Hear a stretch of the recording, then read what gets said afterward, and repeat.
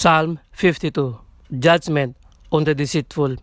Why do you boast, O mighty one, of mischief done against the godly? All day long you are plotting destruction. Your tongue is like a sharp razor, you worker of treachery. You love evil more than good, and lying more than speaking the truth. You love all words that devour, O deceitful tongue. But God will break you down forever.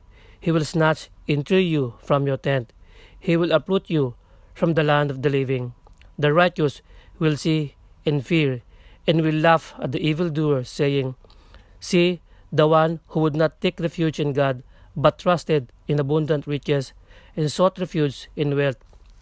But I am like a green olive tree in the house of God. I trust in the steadfast love of God forever and ever. I will thank you forever because of what you have done. In the presence of the faithful, I will proclaim your name, for it is good.